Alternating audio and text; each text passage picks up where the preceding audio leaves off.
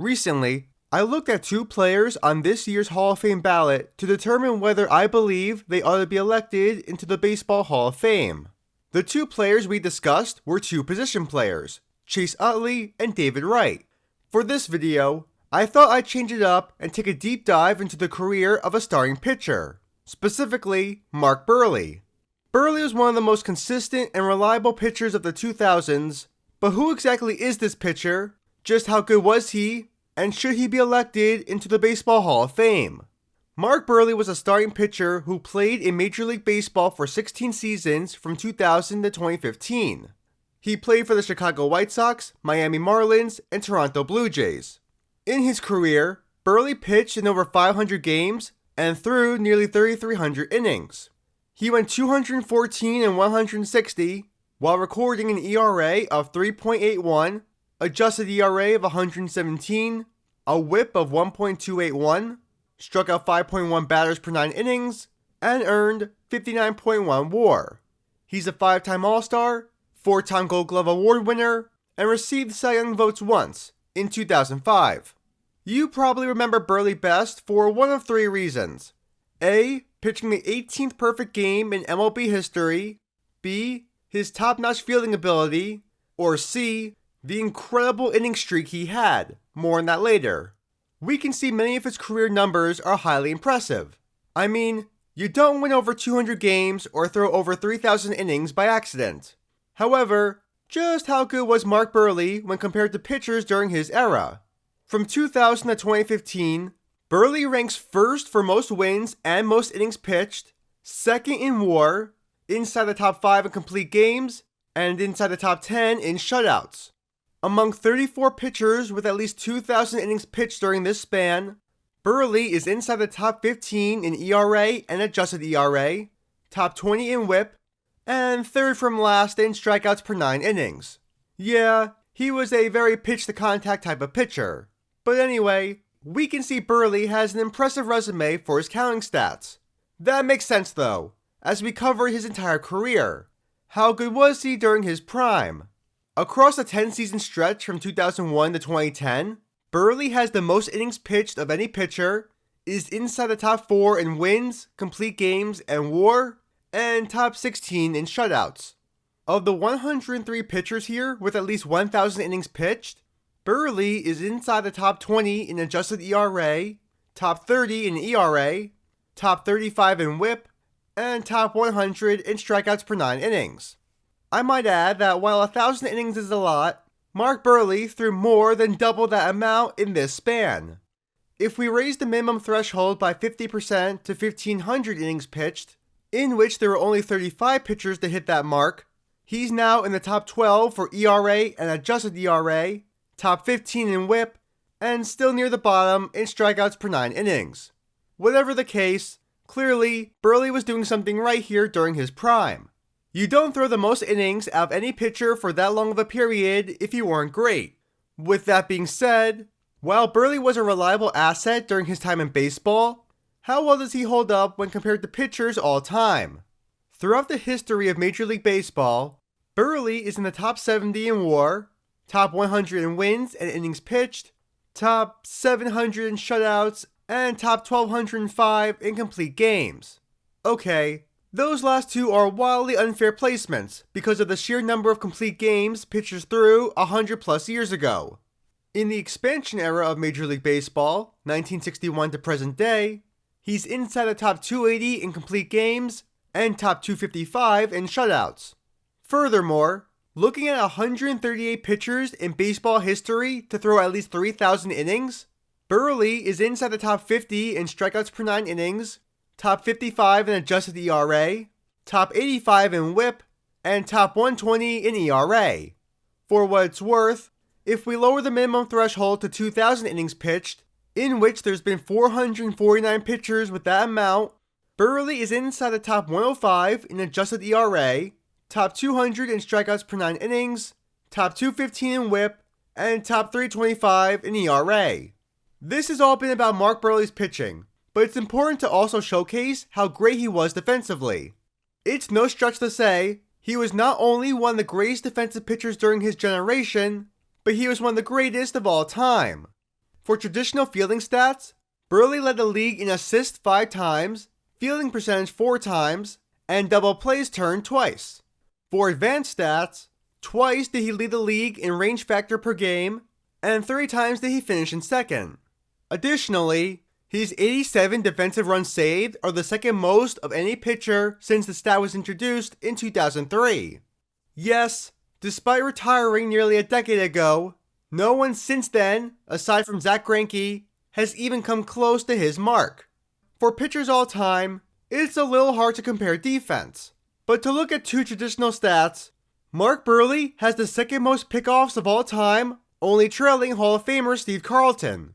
He's also one of 157 pitchers ever to record at least 600 assists, and is just one of 27 with at least 600 since the end of World War II. Take that all as it is, what's true is that throughout MLB history, Buehrle was one of the great and productive fielders at his position.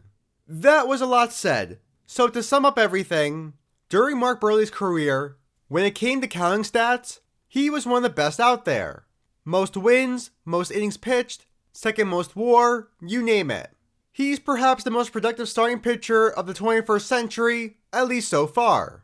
Analytically, he was still excellent, as his adjusted ERA was still in the top third of all starters. When he was at his best, Buehrle stayed consistent, throwing more often than any pitcher, while also maintaining his excellent skill. Throughout the history of Major League Baseball, there's a legitimate argument that Mark Buehrle is a top 100 pitcher of all time, possibly even better than that. He is inside the top 70 in pitching WAR, and his other analytics are great as well. To mention his adjusted ERA again, he's roughly in the top 35% of pitchers with 3,000 innings pitched, and in the top 22% of pitchers with 2,000 innings pitched.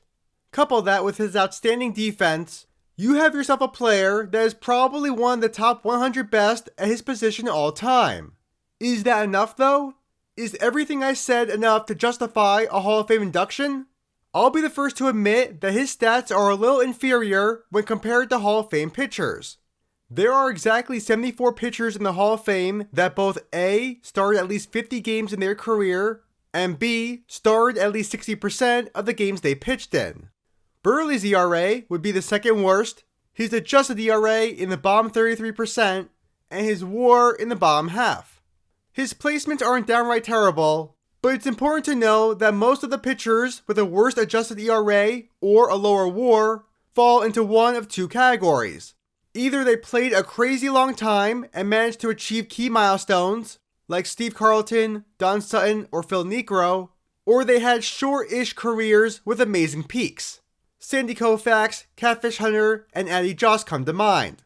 Bottom line, if Mark Buehrle were to get elected into the Hall of Fame, his overall numbers would be unimpressive to say the least.